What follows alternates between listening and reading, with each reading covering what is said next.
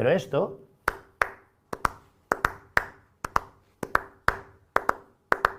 se llama zorcico.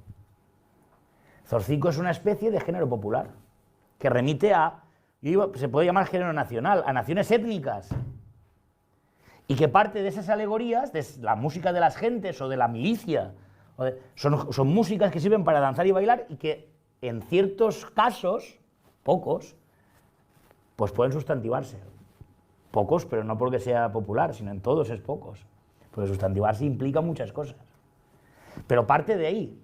Entonces, un baile, una marcha, un villancico, un pasodoble, un vals, un minueto, un bolero, esos son músicas nacionales, géneros que tienen que ver con las naciones, pueden ser étnicas, pueden ser políticas, pueden ser el himno nacional nuestro, la marcha de alabarderos, la marcha real, tiene un carácter militar y a la vez nacional, político, claro.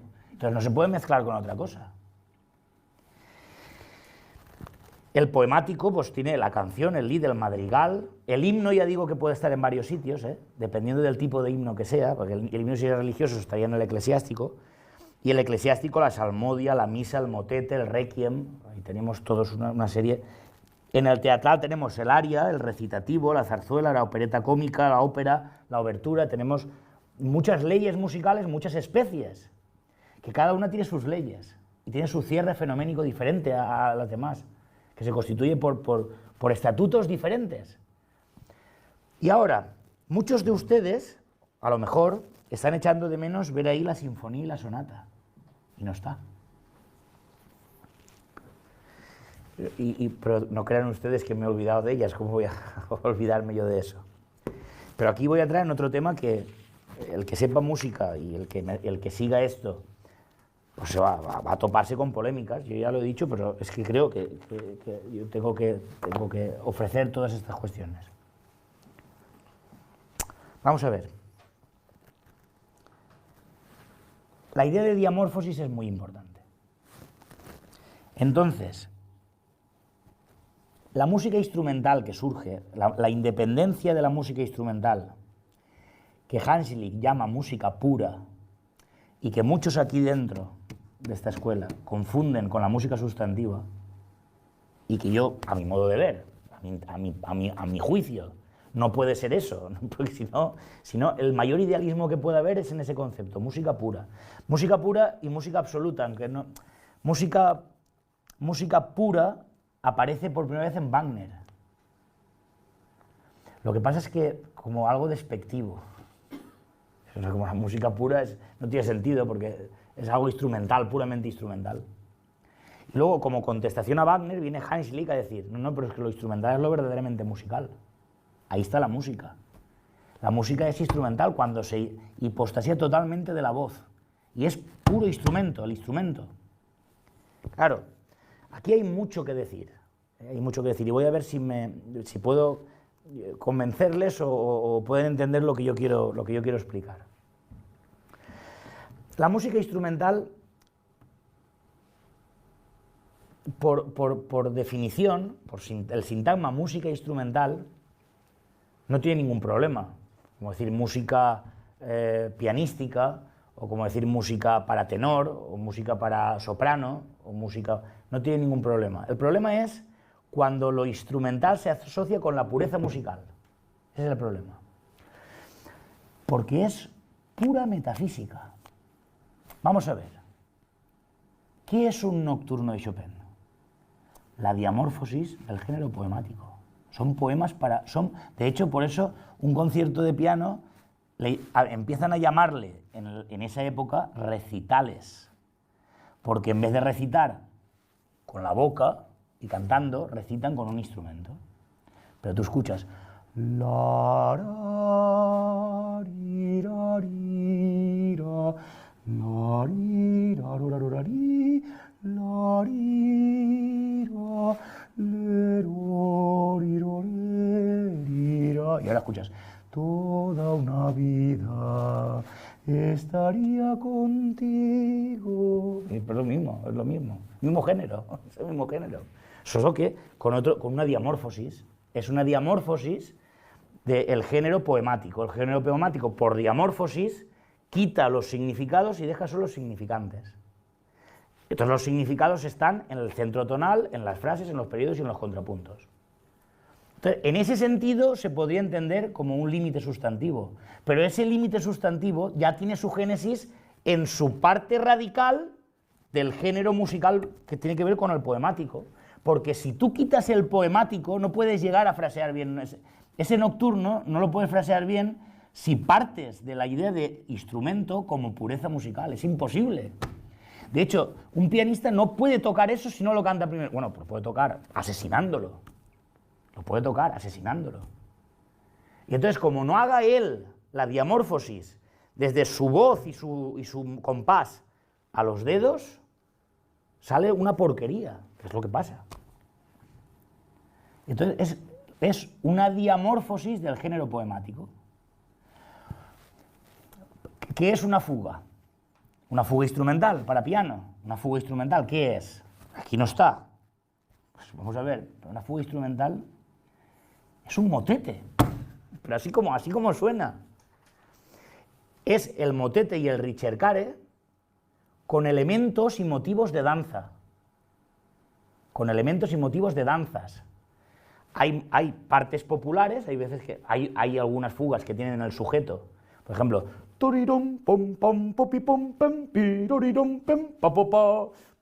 eso parece una danza.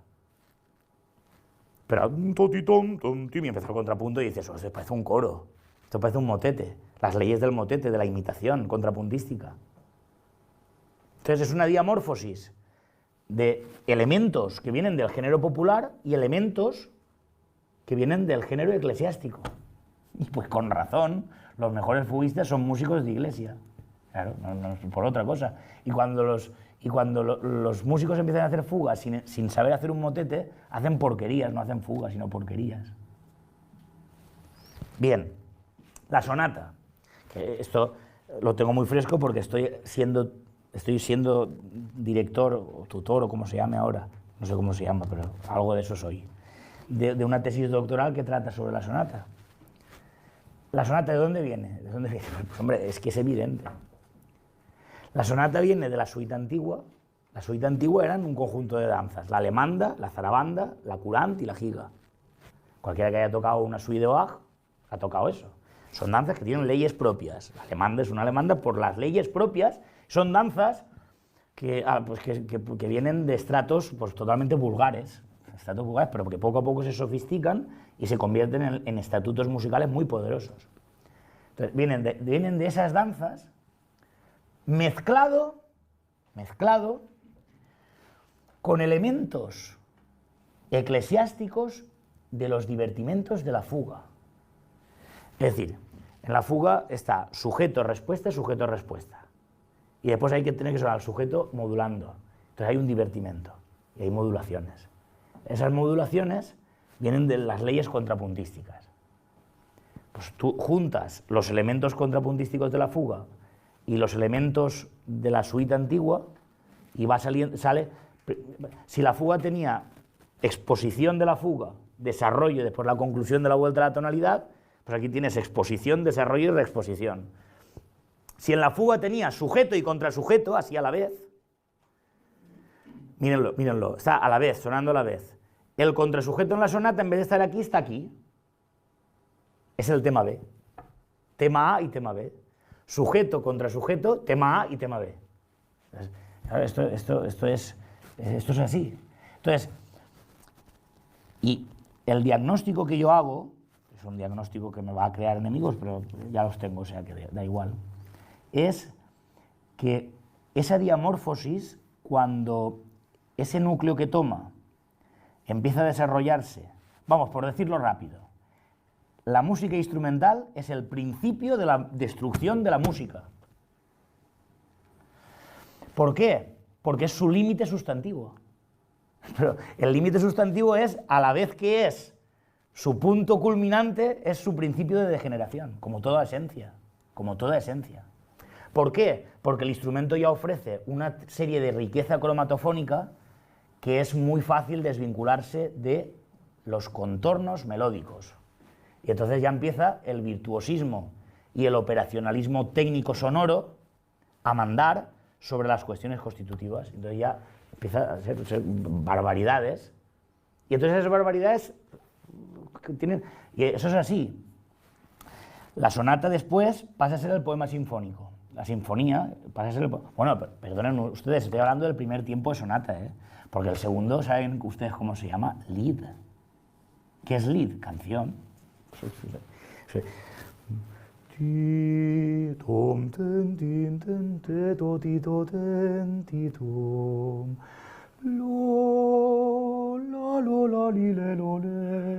La sonata fácil, segundo tiempo.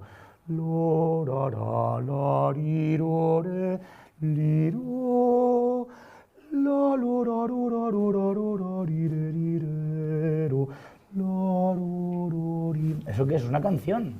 Eso es una canción. De hecho, como no cantes eso, tom, tem, tin, tem, te, to, ti, to, tem, ti, tom, tem, tim, tem, tom, tem. Para irse huyendo.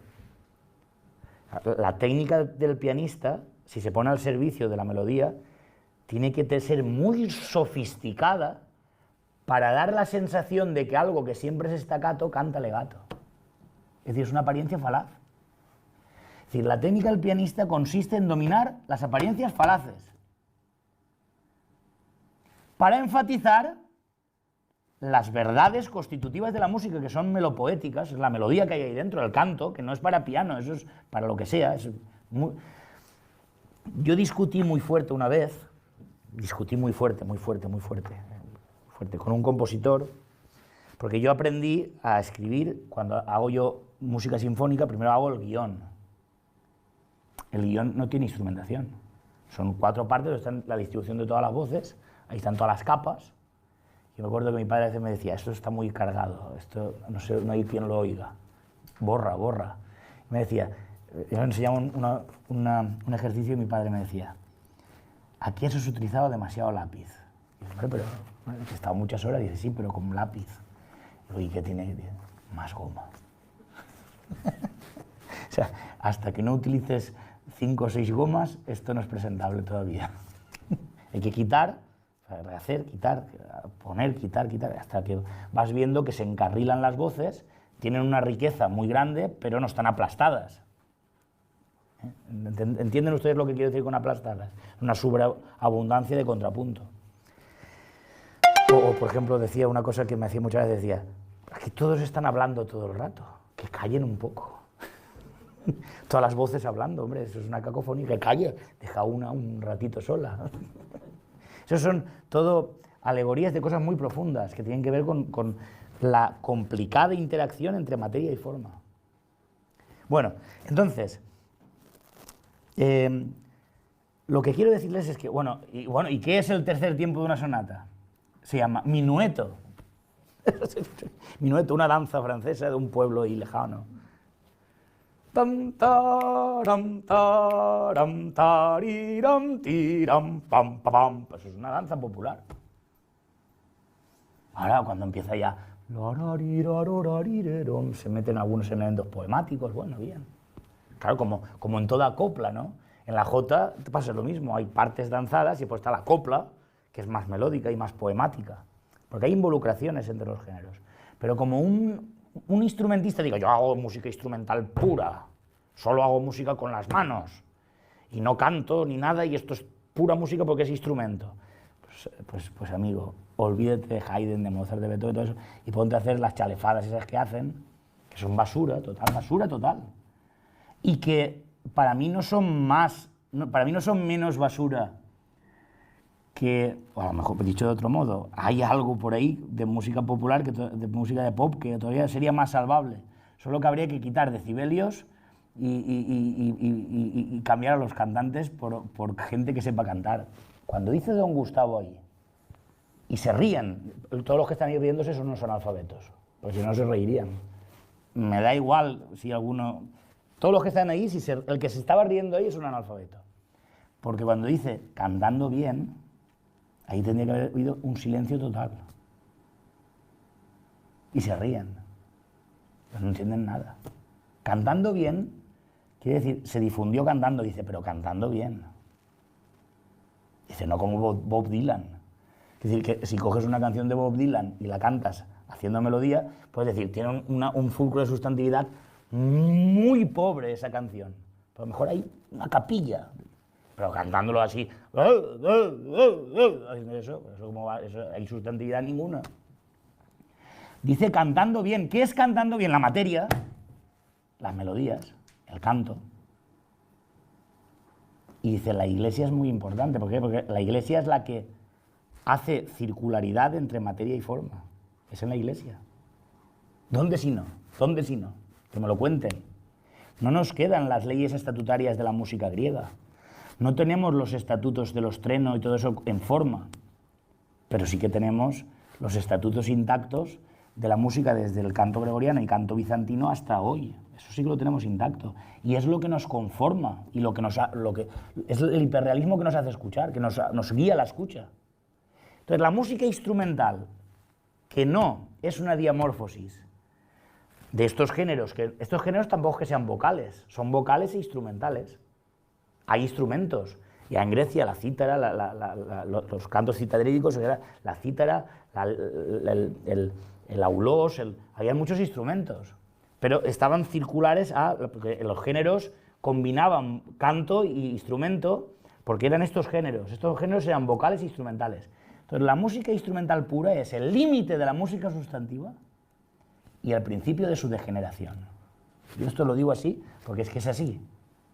Y el que hace que te vayas a lo más simple de la materia, pero en un sentido totalmente degenerativo y adjetivo a los elementos alegóricos que conformaron estos estatutos tan maravillosos.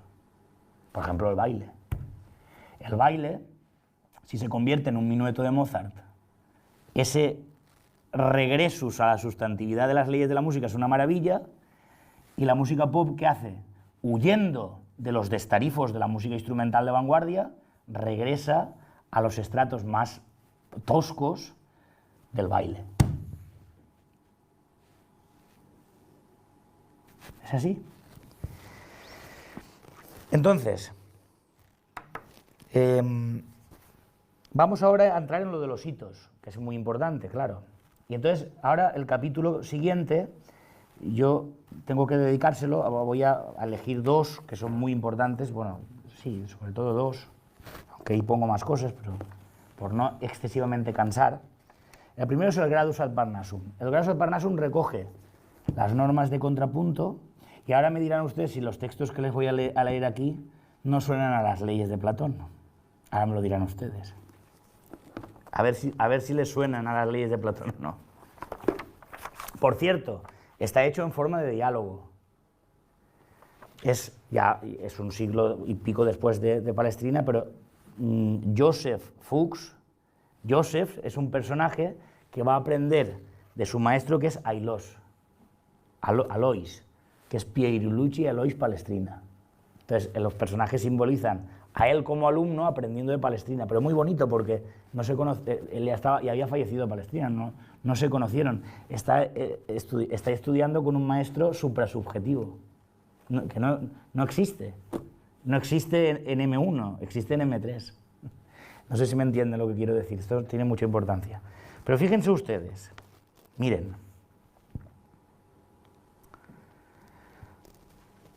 A ver qué les parece esta cuestión. Esta cuestión es una cosa... Miren.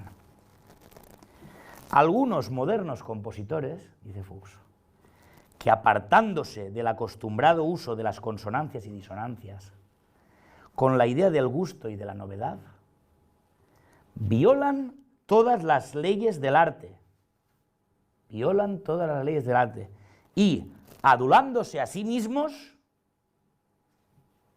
piensan que se han convertido en creadores. Casi res, ¿eh? Y dice él, lo cual solo está al alcance de Dios omnipotente. Claro. Aunque la realidad es que la capacidad de innovar de nuestro limitado ingenio no consiste en otra cosa que en una disposición siempre cambiante, establecida con buen criterio, de las mismas consonancias y disonancias. Esto es una cosa de un poderío absoluto.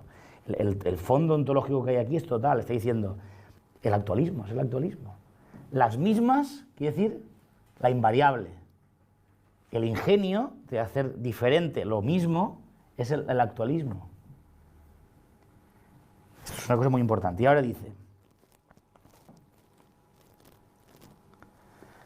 por ejemplo, este objetivo, admito, Joseph, le dice a su maestro, no está al alcance de los aprendices. Le está diciendo, cuidado que no te eches arriba, que para los que en primer lugar no es tan sencillo encontrar lugares comunes. Es un libro precioso. Ni es posible llegar a alcanzarlo si lo banal no se ha manejado antes. Dice, pero toda composición debe estar apoyada en preceptos. El compositor no adopte ideas simples y ordinarias. Y tampoco se interese en exceso por lo novedoso. Alguien por ahí decía que el materialismo filosófico era el mundo nuevo. Pues no, pues es una tontería. El materialismo filosófico, dice Gustavo Bueno en los ensayos materialistas, que es una reformulación nunca escrita y nunca dicha de los materiales que están en la historia de la filosofía. Y decía en otra entrevista, en el año 78, dice, literal, me gusta tanto que me la sé, todo lo nuevo es frívolo y superficial. Eso lo dice así. Entonces, hombre, una cosa es que no tengamos que mezclar. El sistema de materialismo filosófico no se mezcla. Pero otra cosa es que inaugura un mundo nuevo, además eso tiene un tufo a, no sé, un mundo nuevo, pues es una cosa muy rara. En fin. Entonces dice, sí, quiero leerles una cosa muy dice Joseph, ¿de dónde arrancan las variaciones de este tipo y las desviaciones de las reglas y las leyes? Fíjate si las reglas y las leyes se están apareciendo por todos lados, dice el maestro, se desprende, atiendan bien, de que los cantantes han sido se desprende que los cantantes han sido los responsables de la falta de las reglas y de las leyes. Ellos, no contentos con las disminuciones regulares y deseos de jactarse de la flexibilidad de su voz, hoy podríamos decir del virtuosismo del instrumentista, han inventado este tipo de variaciones. Ojalá este deseo de variar se mantuviera dentro de los límites de la modestia, de forma que los músicos variaran, sí, pero sin alterar la esencia. Qué afortunados serían los compositores. Pero, oh dolor, esta incansable ansia de variar y la audacia han llegado a tal punto que no solo se pervierte caprichosamente la esencia de la armonía, cuyas reglas se han guardado con tanto cuidado y esfuerzo, sino que incluso el compositor tiene que hacer un verdadero esfuerzo para reconocer su propia obra. Más dignos de reprensión o burla son esos músicos que, aún no dotados de talento alguno e impulsados, sin embargo, por esta misma lujuria de la variación, tuercen la boca de mil formas, hasta el punto que ni Roscio, que es un famoso actor romano, amigo de Cicerón, pone, tiene tal variedad de gestos y en lugar de uno se escuchan a la vez 5 sonidos vocales. Más aún, esta perversión lleva al disparate de que en las ansias de acaparar para sí la gloria, la disputa versa sobre quién se alzará con la victoria haciendo girar las notas de tal forma que no sea posible percibir ni la música ni el texto. Pero, ¿quién puede ir contracorriente? Un vicio de los tiempos y las costumbres es que todo lo que en un principio ha comenzado bien, con el paso tiempo va a peor. Piensen ustedes que el texto es un texto, en fin. ¿No ven las leyes de Platón ahí metidas? Están ahí metidas, pero y entonces otro texto donde están las leyes metidas. Claro, ¿cuál sería la crítica que le podríamos hacer nosotros a Fuchs? Que no distingue bien lo constitutivo y lo estatutario. Más bien está en un plano estatutario. Entonces hay que reinterpretarlo. Pero Pero, ojo, reinterpretándolo esos textos, ¿quién podría renunciar a esos textos? En fin.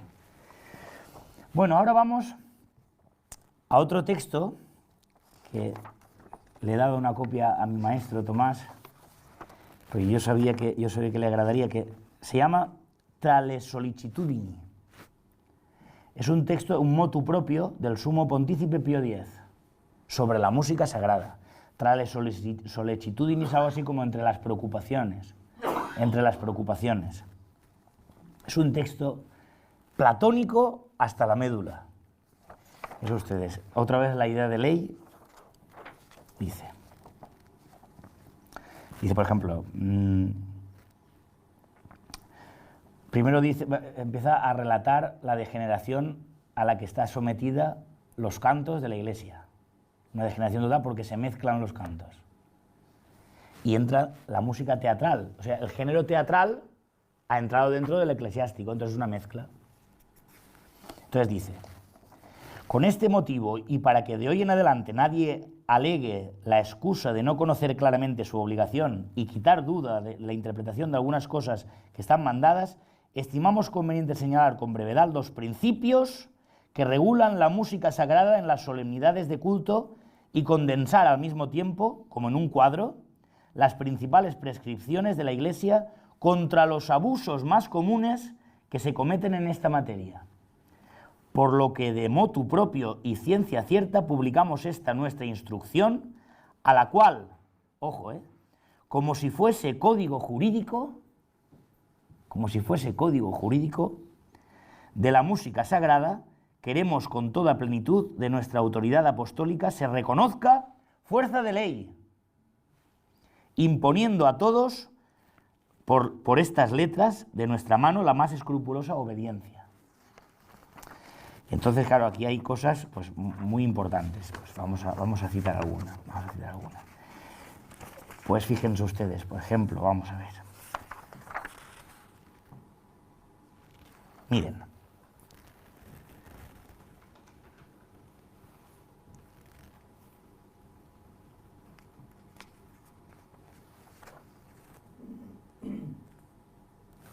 Por ejemplo, dice, las supradichas cualidades, dice, por ejemplo, así el antiguo canto gregoriano deberá restablecerse ampliamente en las solemnidades de culto, teniéndose por bien sabido que ninguna función religiosa perderá nada de su solemnidad aunque no se cante en ella otra música que la gregoriana.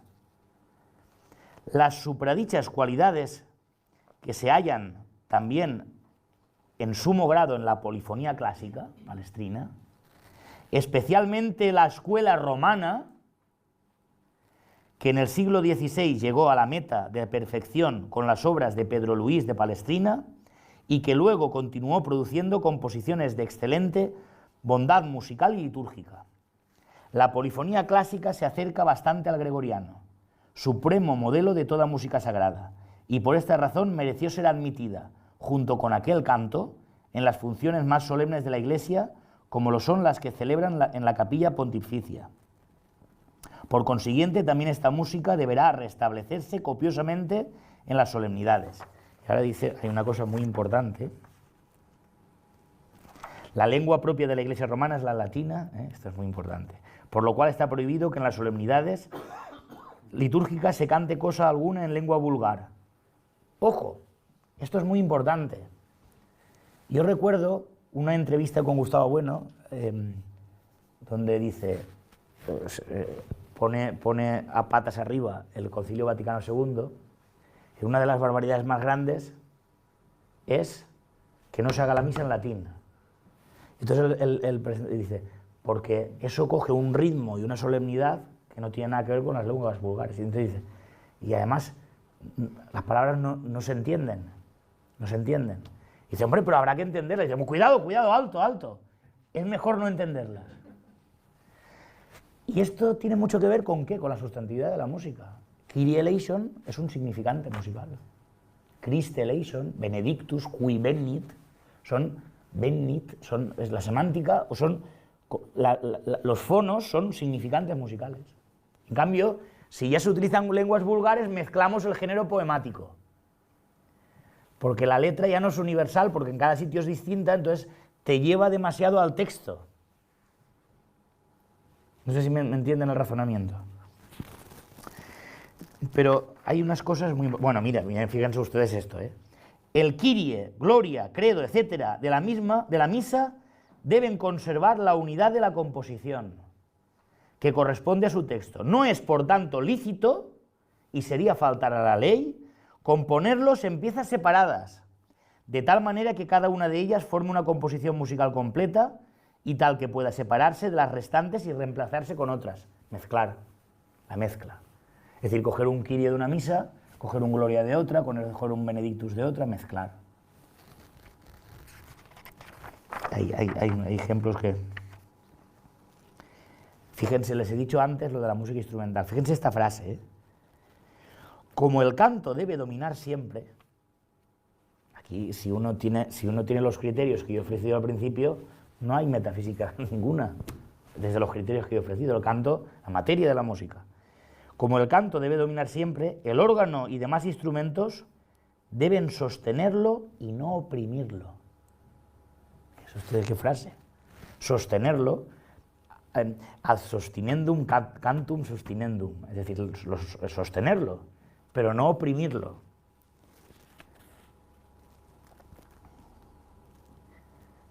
Está prohibido en las iglesias el uso del piano, como asimismo de instrumentos farragosos o ligeros, como tambor, platillos y otros semejantes.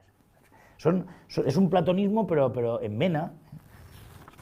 Esto dedicaría tengo que hacer una... Bueno, esto es una cosa importante.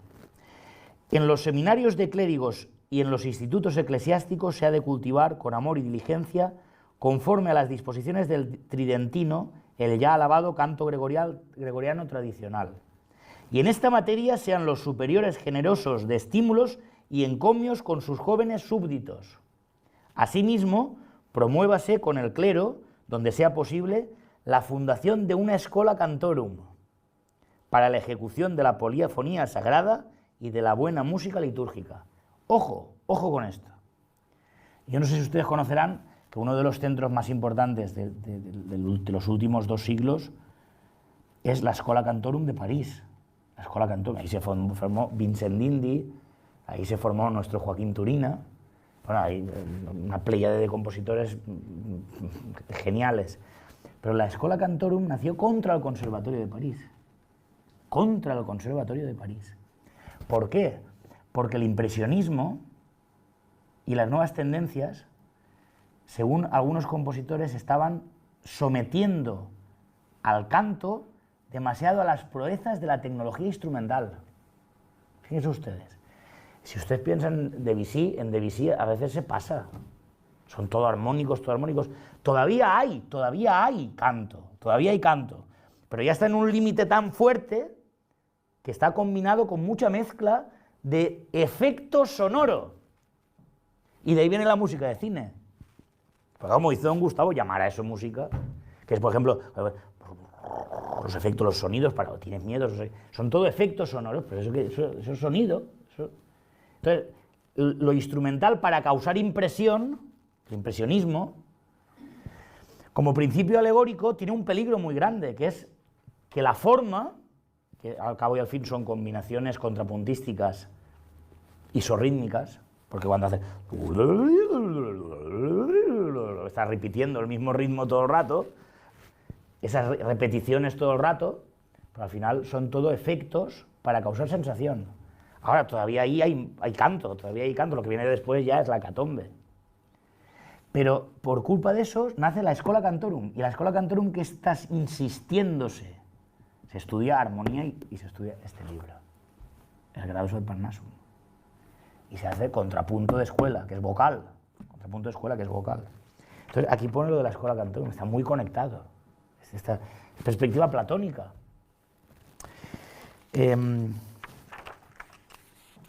Bien, entonces, vamos a ir terminando ya. Yo tenía más textos aquí, pero en fin, no quiero tampoco cansarles en exceso,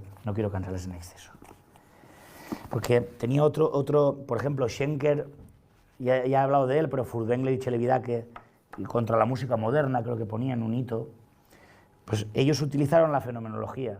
La fenomenología de Chelebidache tiene, lo que pasa es que y de Ansermet, la de Ansermet, por ejemplo, lo reduce todo a los ligarismos, es un mentalismo. Las melodías están fuera, los cantos están fuera, no están en la cabeza de la gente, están fuera, están en el ego trascendental. Claro, dice, alguien puede pensar, ya ha dicho el ego trascendental, ya está ahí Dios mandando. El ego trascendental, joder, es la iglesia que estaba, que tú ibas a misa en cualquier sitio, ibas a misa en Sevilla, ibas a misa en Milán, ibas a misa en Nueva España, o ibas a misa en Galicia, o ibas a misa en Francia, o ibas a misa en Flandes, donde fuera, y eran los mismos cantos, y las mismas leyes. Entonces, eso es el fuera. Entonces, claro, Anselm me lo quiere explicar por los logaritmos de la sensación, utilizando las leyes de Weber y Fechner. Entonces, al final eso es un callejón sin salida, porque de alguna manera es una especie de afán de explicarlo a través de procedimientos científicos. No es eso, no es eso, no es eso. Tiene fulcros de realidad, muchos fulcros de realidad. Don Gustavo lo explicaba y lo relacionaba con la ley de Weber y Fechner. Cuando tú escuchas, por ejemplo, un sonido tonal, pues si vas subiendo, por ejemplo, de grados y después vuelves a los mismos grados, es como cuando vas notando el cambio de temperatura en un sabor. Hay unas relaciones, eso lo explica la filosofía de las relaciones. Las relaciones que tienen que ver con los logaritmos de la sensación. Pero claro, eso no explica en absoluto el enigma de los contornos melódicos. No lo explica. Y como entre la materia... Entonces, la de Chelebidache, que habla, por ejemplo, de punto culminante, punto cero, habla de subidas y bajadas, habla de todo esto, pero no distingue. Por ejemplo, para Chelebidache no hay leyes estatutarias. No hay leyes estatutarias. Todo es leyes constitutivas. Entonces, ¿cuál es el problema? Es una especie de descripcionismo. Claro, por eso Gustavo Bueno, en la teoría del cierre categorial, habla de descripcionismo cuando habla de la materia que se ahoga a la forma que queda sometida a la materia y reducida a la materia, de descripcionismo. Entonces la fenomenología lo cataloga Gustavo Bueno como descripcionismo. Entonces, de alguna manera es un descripcionismo que no tiene en cuenta los procedimientos formales de las leyes estatutarias. Entonces no les habla nunca a los alumnos de una fuga, no les haces componer una fuga y claro, eso es grave, eso es grave. Entonces, vamos a entrar en la última parte, para que entremos en el debate, que puede ser interesante. La última parte, vamos a ver.